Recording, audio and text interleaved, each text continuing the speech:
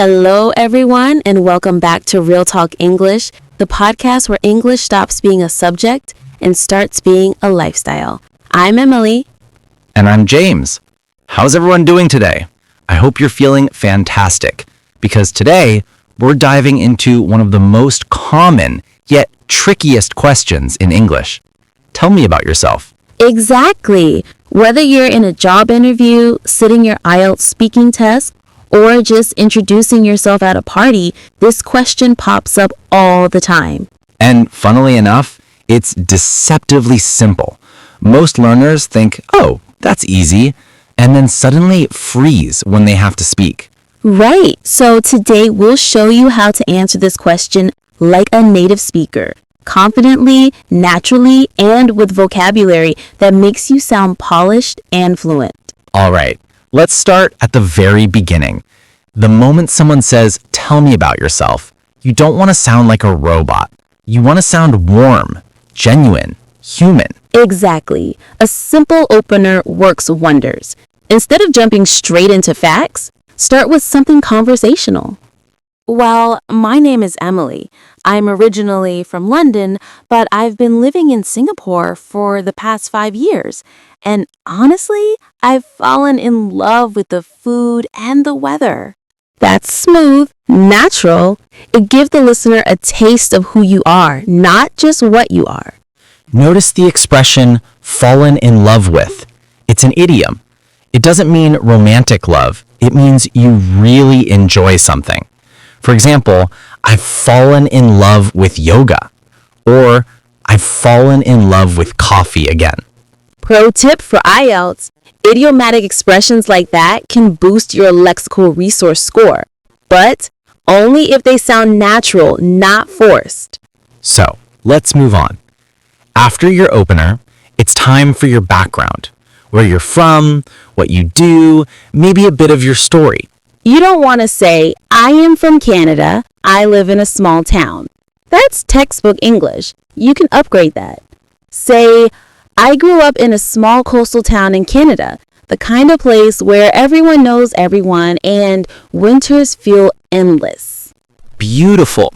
You used grew up, a phrasal verb, meaning spent your childhood. And that last phrase, winters feel endless, paints a picture. That's what examiners love, imagery. Exactly. If you can make them see your story, you've already stood out. Another tip, use transition phrases to connect your ideas and make your speech flow naturally. For example, if you want to talk about your early life, you could start with, as for my background. Then you could say something like, I grew up in a small town by the sea where everyone knew each other. Or if you want to introduce your family, you can say, I come from a family of educators, and then add some details. Both my parents are teachers, and my older sister is a university lecturer. And if you want to give some context about a big life change, you could say, to give you a bit of context, followed by something like, I moved abroad when I was 18, and that experience completely changed my perspective on life. Using phrases like these keeps your speech smooth and makes it sound more fluent. Yes, transitions make your speech sound fluent, like your ideas flow naturally instead of sounding memorized. Now, a lot of people panic when they reach the what do you do part. Don't just say I'm a student or I'm a teacher. Add a little flavor. Exactly. For example, you could say, I'm currently working as an English coach, helping students turn textbook grammar into real-world confidence. That's great. It gives your job meaning. Notice the idiom real-world confidence. IELTS examiners love that kind of natural collocation. And if you're a student, you could say, I'm majoring in psychology, and I'm fascinated by how small habits can reshape our minds. That sounds intellectual and genuine. You're showing enthusiasm, another big plus for fluency. Or if you're in a creative field, you could say, I'm studying graphic design, and I love experimenting with colors and layouts to tell a story visually. Perfect. That shows passion and gives a concrete example of what you do day to day. And for someone in a corporate job, you could say, I work in marketing, focusing on social media campaigns that help brands connect with younger audiences. Notice how both examples don't just state the job, they explain the impact and make the answer sound fluent and engaging. And now let's take it a step further. I'll show you some idioms and collocations that make your answers sound even more fluent. Exactly. For example, instead of just saying, I help students learn English, you could say, I help students unlock their potential in English. Notice, unlock their potential. It's a common collocation that makes your answer sound professional and polished. Or if you're describing a creative job, you could say, I get to bring ideas to life through my designs. Here, bring ideas to life is an idiom that sounds very natural in English. And for corporate jobs, instead of just saying, I manage social media, you could upgrade it to, I spearhead social media campaigns that engage audiences and drive results. Spearhead is a great action verb. It shows initiative and leadership. Another example, if you're a student, you could say, I'm exploring how human behavior shapes decision making.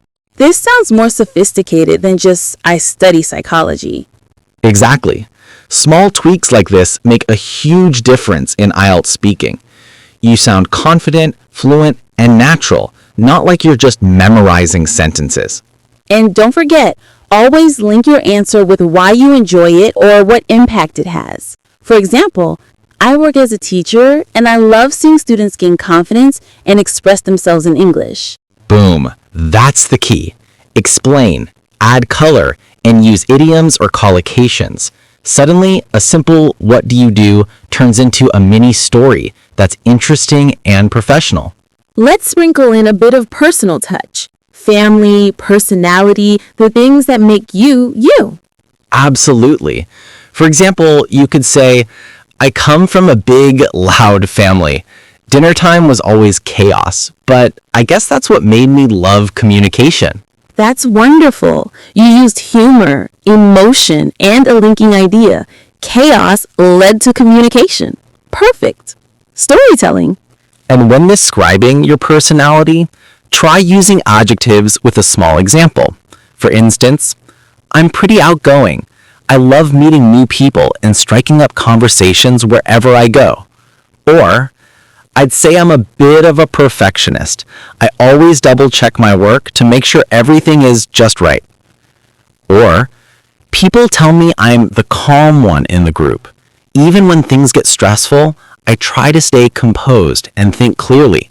Notice how each sentence not only states the personality trait, but also shows it through real behavior or examples. That's key. Exactly. Just don't overuse cliches like I'm hardworking. Instead, show it with a mini story. For example, I'm the kind of person who can't rest until a project looks exactly right. Yes, show, don't tell. That's the difference between a flat introduction and one that really engages your listener. All right, let's talk about hobbies, the things we do for fun. This is a great way to show your personality and make your answers more engaging. Exactly. And don't just say, I like music or I read books. Add some color, show passion, and explain why. For example, I'm really into photography. There's something magical about freezing a moment in time and capturing emotions. I love running in the mornings. It clears my mind and gives me a boost of energy for the day. Or, I enjoy reading mystery novels because I love piecing together clues and solving puzzles in my head. See how each example tells a story? That's what makes your answer memorable. You're not just listing hobbies, you're showing how they affect you. And don't be afraid to use idioms or casual phrases to make it sound natural. For example, I'm a bit of a gym rat. I spend most evenings working out and challenging myself. I get lost in a good book. Time just flies by when I'm reading. Or, I binge watch documentaries on weekends. I can't get enough of learning new things. Exactly. Small phrases like get lost in, binge watch, and gym rat make your speech sound more like a native speaker. And here's a tip for IELTS learners. Always link your hobbies to your personality or skills. For example, I love playing chess because it helps me think strategically and stay focused. Or, I enjoy painting because it allows me to express my creativity and unwind after a long day. Yes, that way you're not just answering the question, you're showing depth, thoughtfulness, and fluency.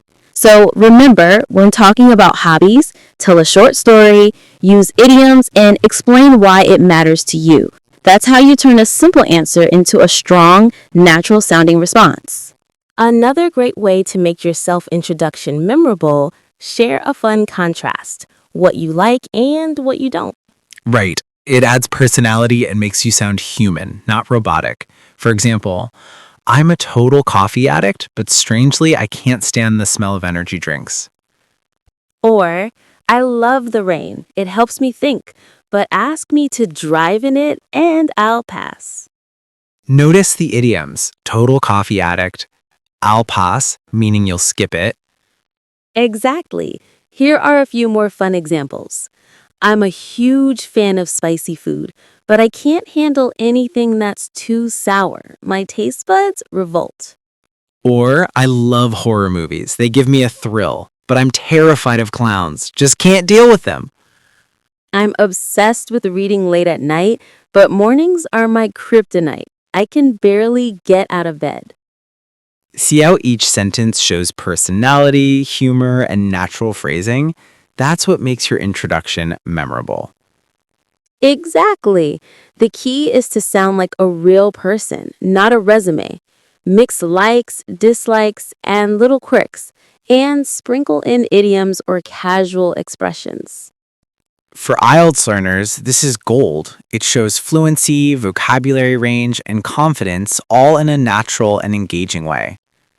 Once you've shared your background and interests, it's a great idea to wrap up with your goals. Right, this shows direction and confidence, and it gives your listener a sense of who you are and what drives you. For example, in the long run, I'd love to work in a field that blends creativity and language, perhaps content creation or teaching abroad. Or, my dream is to open my own design studio, somewhere cozy with walls covered in art and good coffee brewing in the corner. That's vivid and memorable. Examiners love when you paint a picture. Here are a few more ways to make your goals sound engaging. I'm aiming to write a book that inspires young adults to think differently about their careers and passions. One of my ambitions is to travel to at least 30 countries while documenting the cultures and cuisines through photography. I hope to start a social initiative that combines education and technology to help underprivileged kids learn online. Notice how all these examples do more than just state a goal. They show vision, creativity, and personal motivation. Exactly. And using descriptive language like cozy, inspires, documenting, or initiative makes your answer sound more sophisticated, perfect for IELTS speaking. So when you talk about your ambitions, paint a picture, show your motivation, and use rich vocabulary. That's how a simple question about your future can become really impressive.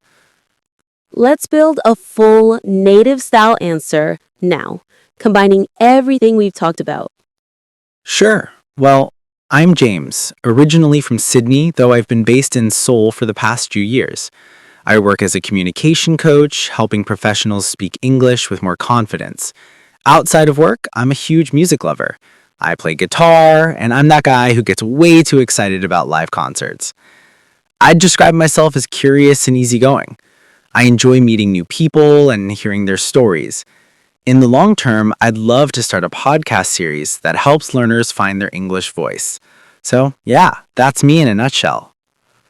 That's brilliant. You used idioms like in a nutshell, meaning in short, and everything flowed naturally. Thank you. The trick is structure, not memorization. Before we wrap up, let's quickly highlight some common mistakes. Number 1, don't make it too formal. You're not writing a biography, you're having a conversation. Number 2, don't list facts. Connect them with meaning. Instead of saying, I like music, say why. I like music because it helps me unwind after a long day. Number 3, don't panic about grammar. Focus on communication. Even native speakers make small grammar slips. It's fluency and expression that count. All right, time for our listener challenge. We want you to write or record your own tell me about yourself using the tips we discussed today. Use at least 3 idioms, 1 phrasal verb, and a transition phrase. For example, to be honest, as far as I'm concerned, or that being said. And remember, don't just introduce yourself, express yourself. That's all for today's episode. We hope this helps you not only answer that question, but own it. If you enjoyed today's episode, don't forget to follow our podcast, leave a 5-star review, and share it with anyone preparing for IELTS or trying to level up their English. And if you're on YouTube, hit that like button and tell us about yourself in the comments. Until next time, stay curious, stay confident, and keep speaking English like a native. Bye for now. Before we wrap up, if you really want to speak English confidently and sound natural, here's a little challenge for you. Record a short 1-minute audio introducing yourself just like we did today. Don't worry, it doesn't have to be perfect. Send your recording to our email. You'll find it in the description box, and we'll listen, give you feedback, and help you improve, all for free.